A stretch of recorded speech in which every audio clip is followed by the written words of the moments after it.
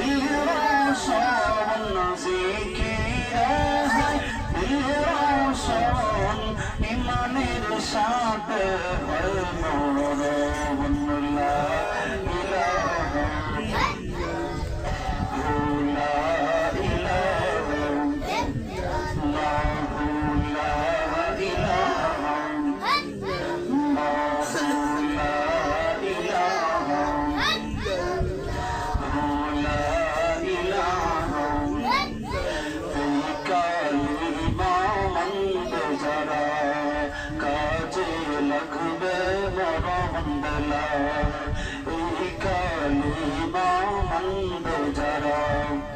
কাজে লাগবে মরণবেলা এই কালিমার রোশনীতে কবর হবে উজালা লা ইলাহা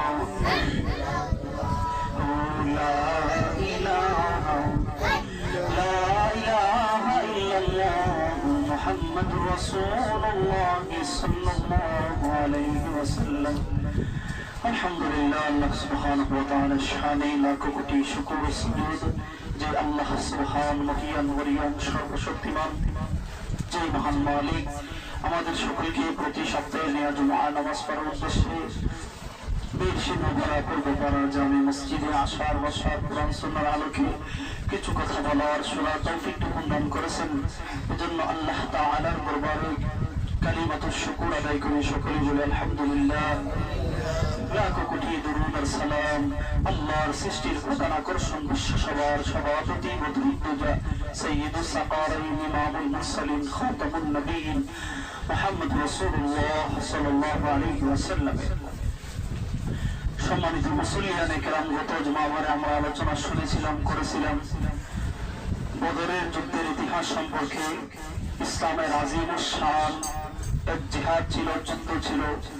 বেঈমানদের বিরুদ্ধে আল্লাহ তাআলা এই যুদ্ধের মধ্যে মুসলমানদেরকে বিজয়ী দান করেছিলেন 313 জন দুর্বল সাহাবীদেরকে। আর বেঈমানদের সংখ্যা ছিল প্রায় 1000। আল্লাহ তাআলা মুসলমানদেরকে বিজয় দান করেছিলেন। মুহতারাম হাজিরিন, বদরের যুদ্ধের পর অনেকেই মনে করে যে হুজুরের যুদ্ধের ইতিহাস বলে কেন? আসলে তারা দিন সম্পর্কে জানে না, ইসলাম সম্পর্কে জানে না। এই জন্য এই ধরনের কথা বলে। ইসলামের অনেকগুলো জিহাদ হয়েছে, যুদ্ধ হয়েছে। স্বয়ং আপনার আমার নবী রাহমাতুল লিল আলামিন 27টা যুদ্ধে সশরীরে অংশগ্রহণ করেছেন। মুহতারাম হাজিরিন, এটা আমাদের মূর্খতা। অনেকেই বিভিন্ন ধরনের কথা বলে যে যুদ্ধের ইতিহাস হুজুর বলে কেন? ইসলাম আমাদের কাছে আসছে বহুত জায়গার কুরবানির বিনিময়, রক্তের বিনিময়। পয়গম্বর নিজের রক্ত ঢেলে দিয়েছেন নিজের শরীর মুবারক থেকে দ্বীনের জন্য, ইসলামের জন্য। তো মুহতারাম হাজিরিন, ইসলাম জিন্দাই হয়। আলেমরা প্রবাদ বলেন ইসলাম জিন্দা হতা হয় হর কারবালার কি বাত। ইসলাম জিন্দা হয় সব কারবালার পরে, এক একটা কারবালার পরে রক্তের বিনিময়ে ইসলাম জিন্দা হয়। গণভুত্থান হয়েছে 1971 সালে, বাংলাদেশ স্বাধীন হয়েছে। পাকিস্তানিদের বিরুদ্ধে যুদ্ধ করে রক্ত দিচ্ছেন, জীবন দিচ্ছেন। আমরা বইয়ের মধ্যে পড়েছি 30 লক্ষ শহীদের দেশের মা বোনেরা ভাইয়েরা রক্ত দিয়ে আমাদেরকে গোলামীর জিনজির থেকে আবদ্ধ থেকে মুক্ত করেছেন। তাহলে তারা যদি রক্ত না দিত আজকে আমরাও গোলামীর জিনজিরে আবদ্ধ থাকতাম। ব্রিটিশরা উপমহাদেশ শাসন করছে 200 বছর। 200 বছর যখন শাসন করছে, ব্রিটিশদের বিরুদ্ধে যুদ্ধ করার মতন কেউ নাই। সর্বপ্রথম ভারতের একজন বড় আলেম দিন, তিনি তাদের বিরুদ্ধে ফতোয়া দিয়েছিলেন ইংরেজদের বিরুদ্ধে, ব্রিটিশদের বিরুদ্ধে যুদ্ধ করা ফরজ। তখন হাজার হাজার উলামায়ে কেরামদেরকে ওই ইংরেজরা বেঈমানরা কাছের সাথে জোড়ায় মারছেন। ইতিহাস পড়ে দেখেন ব্রিটিশ বিরোধী আন্দোলনে কারা ছিল? সবার আগে আলেম ওলামারা ছিল। দেশের জন্য তারা রক্ত দিয়েছেন, জীবন দিয়েছেন। সেই সময় ভারত, পাকিস্তান, বাংলাদেশ ছিল। আর ইংরেজরাই গোটা উপমহাদেশে 200 বছর শাসন করছে। তো এক একটা যুদ্ধের মাধ্যমে মানুষ বিপ্লব ঘটায়। মুহতারাম হাজির, তো ইসলামের প্রথম যুদ্ধ ছিল বদরের জিহাদ, বদরের যুদ্ধ। আল্লাহ তাআলা বিজয় দান করেছে। তারপর কিছুদিন পর আপনার বেঈমানরা তো হেরে গেছে বদরের যুদ্ধে, তাদের ভিতরে হিংসা জন্ম নিয়েছে। তো মুসলমানরা আমাদেরকে পরাজিত করেছে, এখন তাদের প্রতিশোধ নিতে হবে। বেঈমানদের বিরুদ্ধে হিংসা বিদ্বেষ ঢুকে গেছে, তাই আমরা মুসলমানদের সাথে পারি, সুতরাং এদের প্রতিশোধ নিতে হবে। তারপরে তারিখের কিতাবে লিখেন, ইসলামের ইতিহাসের কিতাবে লিখেন, কিছুদিন পরে এরা আবার যুদ্ধের ডাক দিয়েছে মুসলমানদের বিরুদ্ধে। ওই যে যুদ্ধের মধ্যে হেরে গিয়েছিল বদরের যুদ্ধে, তারপর চিন্তা করলো এখন মুসলমানদেরকে আবার যুদ্ধের মধ্যে তাদেরকে হারাইতে হবে। তো তারা আবারও আরেকটা যুদ্ধ হয়েছিল কিছুদিন পরেই, যে যুদ্ধের নাম ছিল উহুদের যুদ্ধ। মুহতারাম হাজিরিন, যে যুদ্ধের মধ্যে আপনার আমার নবী ইমামুল মুরসালিন খাতামুন নবিয়্যিন মুহাম্মদ রাসূলুল্লাহ সাল্লাল্লাহু আলাইহি ওয়াসাল্লাম স্বয়ং নিজে প্রাণদান শহীদ করেছেন। ওই যুদ্ধের মধ্যে মুসলমানদের সংখ্যা প্রথমে বদরের যুদ্ধে ছিল 317 জন, আর উহুদের যুদ্ধে মুসলমানদের সংখ্যা ছিল 1000, আর বেঈমানদের সংখ্যা ছিল 3000। তবে বেঈমানদের সংখ্যা বেশি ছিল আর মুসলমানদের সংখ্যা ছিল 1000। 1000-এর মধ্যে যখন যুদ্ধের জন্য ঘোষণা হয়ে গেছে, সাহাবায়ে কেরাম দলে দলে আসছেন সবাই একত্রিত হয়ে। 1000 সাহাবী নিয়ে রওনা হয়েছে। তার মধ্যে এক মুনাফিক ছিল আব্দুল্লাহ ইবনে উবাই ইবনে সুলুল, নবীর সাথে থাকতো, তাইকা নবীর বিরোধিতা করতো, পিছনে নামাজ পড়তো, তাইকা সেটা বিরোধিতা করতো। এই মুনাফিক ছিল মুযাবযাবিন, লা ইলাহা ইল্লাল্লাহ ওয়া লা ইলাহা ইল্লাল্লাহ, এদিকেও ছিল বেঈমানদের দিকেও ছিল, আমাদেরও কথা বলতে আমাদেরও কথা বলতে। তো কোরআনের ভাষায় এদেরকে বলা হয় মুযাবযাবিন, মুনাফিক। এদের স্থান হলো জাহান্নামের সবচেয়ে নিকৃষ্ট জায়গা। কোরআনে একটা আয়াত আছে, ইন্নাল মুনাফিকিনা ফিত তারকিল আসফালি মিনান নার, এদের স্থান হলো সর্বনিকৃষ্ট জায়গা। তো এক মুনাফিক ছিল, নবীর সাথে ওয়াদা করছে যে যুদ্ধে যাইবে। তখন সে কিছু যুদ্ধে যখন রওনা হয়েছে, 300 জন এই তার দলের লোক নিয়ে সে আবার চলে গেছে মদিনাতে। চিন্তা করেন, নবীর সাথে গাদ্দারি করেছে। মুহতারাম হাজির, সে ছিল মুনাফিকদের খালুক আব্দুল্লাহ ইবনে উবাই ইবনে সুলুল। তো সে চলে গেছে। তাহলে 1000 থেকে যদি 300 চলে যায়, সংখ্যা আর কত রয়েছে? 700 রয়েছে। তো মুসলমানদের সংখ্যা হলো 700 আর বেঈমানদের সংখ্যা ছিল 3000।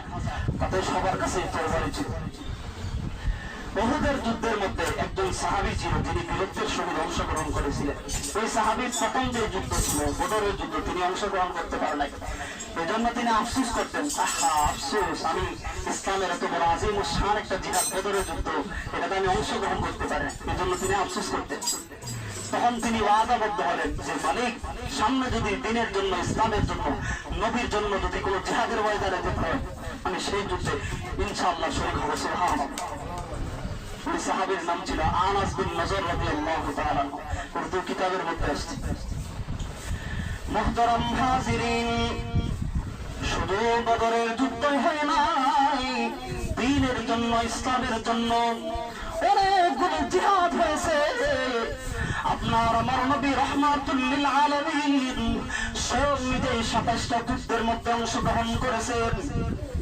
প্রথম যুদ্ধের পর যখন উহুদের যুদ্ধের সূচনা হয়ে গেছে, সাহাবায়ে কেরাম দলে দলে ওই যুদ্ধের মধ্যে অংশগ্রহণ করেছেন। নবীর সাহাবী আনাস বিন নজর, তিনি বদরের যুদ্ধে অংশগ্রহণ করতে পারে নাই। এজন্য তিনি প্রতিজ্ঞা করলেন উহুদের যুদ্ধে তিনি অংশগ্রহণ করবেন। ঠিকই দেখা গেল নবীর এই সাহাবী উহুদের যুদ্ধের মধ্যে অংশগ্রহণ করেছে বীরত্বের সাথে। যখন উহুদের যুদ্ধ শুরু হয়ে গেছে, আল্লাহর পয়গম্বর সাল্লাল্লাহু আলাইহি ওয়াসাল্লাম গাইডলাইন দিতেছেন 50 জন সাহাবীকে একটা পাহাড়ের জায়গার মধ্যে রেখে দিয়েছেন। পাহাড়ের একটা পথ আছে, এই পথ দিয়ে বেঈমানরা ঢুকলে মুসলমানদের উপরে বিরাট আক্রমণ করতে পারে। এজন্য আল্লাহ নবী সাল্লাল্লাহু আলাইহি ওয়াসাল্লাম 50 জন তীরন্দাজ সাহাবী, শক্তিশালী সাহাবী, তাদেরকে এখানে দাঁড় করাইলেন। বললেন, তোমরা এখানে থাকবা, বেঈমানরা যদি ঢুকতে চায় তাদেরকে প্রতিহত করবে, এখান থেকে তোমরা নড়বে না, সরে যাবে না। নবী তাদেরকে গাইডলাইন দিয়েছে, এখানে থাকবা, এখান থেকে সরে যাবে না। তখন যুদ্ধ চলতেছে, ওদের যুদ্ধ, রক্ত করে যুদ্ধ, যুদ্ধ চলতেছে চলতেছে। মুসলমানদের বিরাট ক্ষতি হয়েছিল এই যুদ্ধের মধ্যে, ওই নবীর কথাটা না মানার কারণে। এজন্য গাইডলাইন মানতে হবে।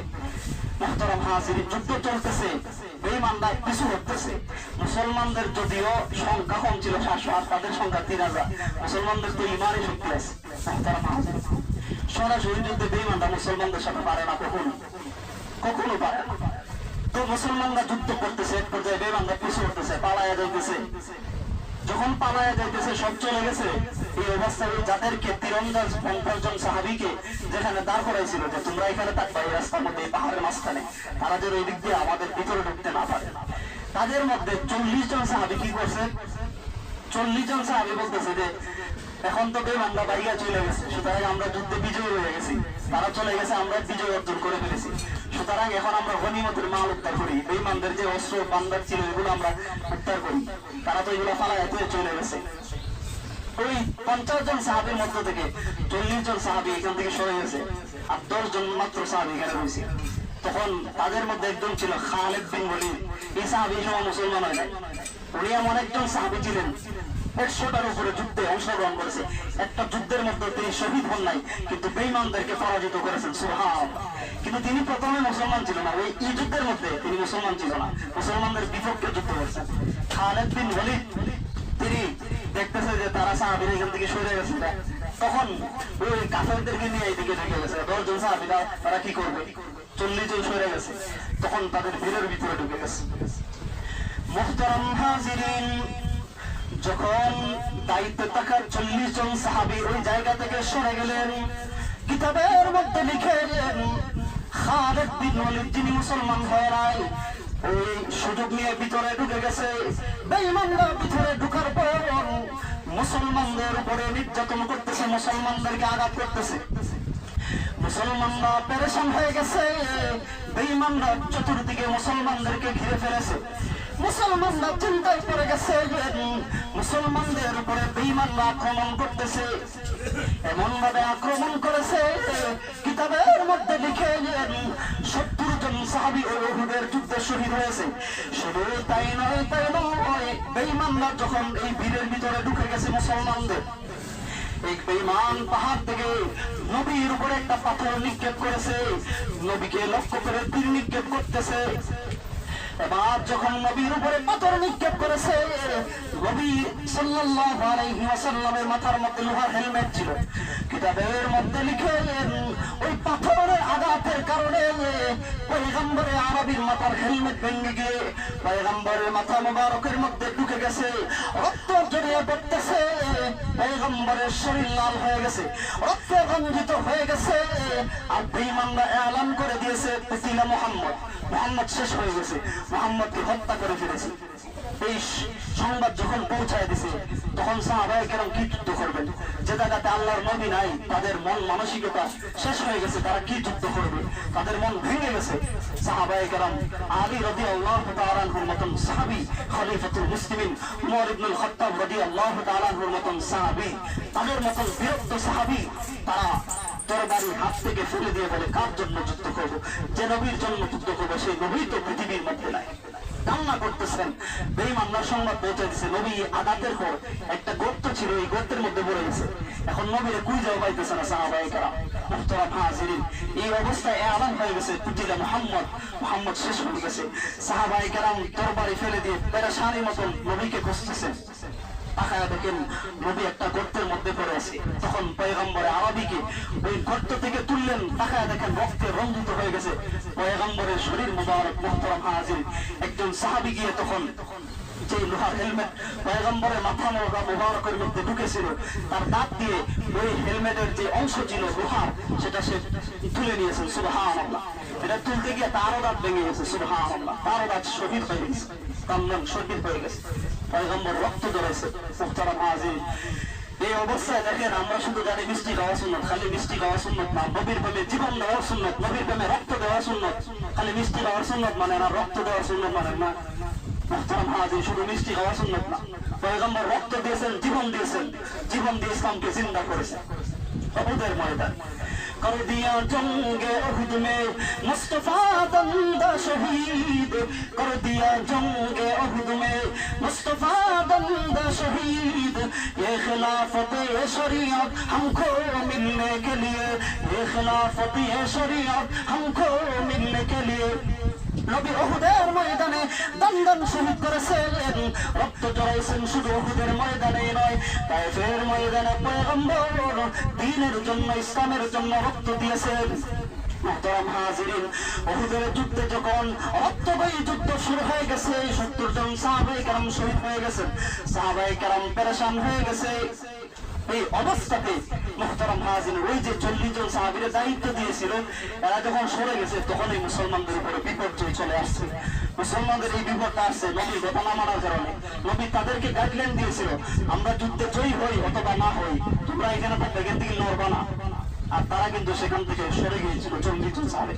তখন এই সুযোগ নিয়ে বেঈমানরা মুসলমানদের উপরে নির্যাতন করেছে। এই যুদ্ধের মধ্যে কিন্তু প্রথম দিক দিয়ে মুসলমানদের বিজয় হয়েছিল।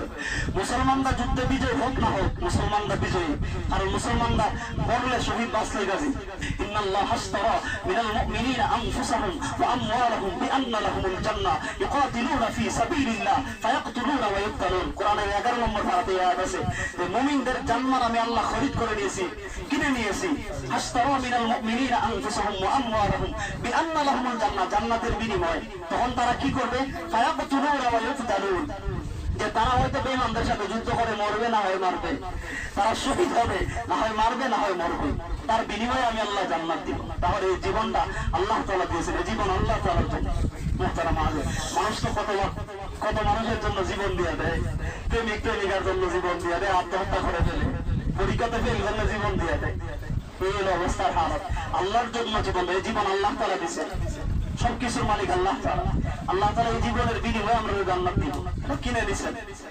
তো মুহতারাম হাজিরিন, এই উহুদের যুদ্ধে যখন এই অবস্থা, নবীকে আক্রমণ করতেছে, সাহাবায়ে কেরাম পেরেশান। এই অবস্থাতে ওই যে একজন সাহাবীর নাম বললাম, আনাস বিন নজর রাদিয়াল্লাহু তাআলা আনহু, তিনি প্রতিজ্ঞা করেছেন এই যুদ্ধে অংশগ্রহণ করবে।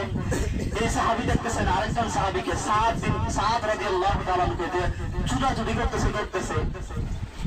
নবীর ওই সাহাবী আনাস বিন নজর রাদিয়াল্লাহু তাআলা আনহু উহুদের ময়দানে তাকায়া দেখেন সাহাবায়ে কেরাম এদিক ওদিক ছুটাছুটি করতেছে। আনাস বিন নজর সাদ রাদিয়াল্লাহু তাআলা আনহুকে দেখে বলেন, এ নবীর সাহাবী, কোথায় যাও, কোথায় দৌড়তেছো? ওই সাহাবী বলতেছে, সাদ রাদিয়াল্লাহু তাআলা আনহু আনাস বিন নজরকে বলতেছে, পয়গম্বর পৃথিবীর মধ্যে নাই, কার জন্য যুদ্ধ করব, কার জন্য জিহাদ করব? এবার আনাস বিন নজর রাদিয়াল্লাহু তাআলা আনহু বলেন, এর সাদ, যে নবী পৃথিবীর মধ্যে নাই, আমাদের প্রাণ রেখে লাভ কি? আমরা পৃথিবীতে দেখে লাভ কি? যে নবী দিনের জন্য শহীদ হয়ে গেছে, আমাদের জীবন দেখে লাভ কি? নবীর এই সাহাবী বীরত্বের শহীদ বেঈমানদের বীরের ভিতরে ঢুকে গেছে, এমন ভাবে যুদ্ধ করতেছেন, অনেকগুলি বেঈমানকে জাহান্নামে পাঠিয়ে দিয়েছেন। এই অবস্থাতে এই সাহাবীকে বেঈমানরা ঘিরে ফেলেছে। তখন এই সাহাবীকে আনাস বিন নজরকে এরা এমন ভাবে আক্রমণ করছে, কিতাবের মধ্যে আসছে, তারিখের কিতাব খুলে দেখেন, এগুলা গল্প না, কিচ্ছা কাহিনী না। নবীরা এই সাহাবীকে এমন ভাবে আঘাত করেছে, বিশ্বাস করি এই সাহাবীকে এমন ভাবে আঘাত করেছেন, একটা না, দুইটা না, 80টা আঘাত করেছে তরবারি দিয়ে। নবীর সাহাবীর শরীর কত বিক্ষত হয়ে গেছে, নবীর সাহাবীর শরীর কত বিক্ষত হয়ে এমন অবস্থা হয়ে গেছে, নবীর সাহাবীকে চিনা যায় না। কিতাবের মধ্যে লিখেন, সাহাবায়ে কেরাম বুঝতেছেন এই সাহাবীর শরীর চিনাই যাচ্ছে না, এমন ভাবে আঘাত পেয়েছেন, শহীদ হয়ে গেছেন দ্বীনের জন্য, ইসলামের জন্য। তারপর তিনি নিজের আপনজন যারা ছিল, ওনার শরীরের মধ্যে তিল ছিল নাকি একটা চিহ্ন ছিল, ওই চিহ্নটা দেখে চিনেছেন। সুবহানাল্লাহ, এভাবে নবীর সাহাবায়ে কেরাম জীবন দিয়েছেন। মুহতারাম হাজির, এই হলো তারিখের ইতিহাস। আমি সবসময় দ্বীনের ইতিহাসগুলো তুলে ধরার চেষ্টা করি। আমার বয়ানের উদ্দেশ্য হলো ইসলামের যে মূল ঘটনাগুলি ঘটেছে আমি এগুলো মানুষের সামনে তুলে ধরি। আমি আমাদের কথা বলি না সবসময়, আমি শুধু নামাজের কথা বলি, নামাজটা করে আমাদের কথা বলি না, আমার নিজের আমল তো দিব না। আমি চাই মুসলমান নিজে ইমানটা যেন জাগ্রত, এই জন্য আমি সবসময় এই দিনের কথাগুলি তুলে ধরি। মুহতারাম হাজির, যা কিছু বললাম আল্লাহ তাআলা আমাদের সকলকে বোঝার আমল করার তৌফিক দান করুন, সকলে বলে আমিন। ওয়া আখিরু দাওয়ানা।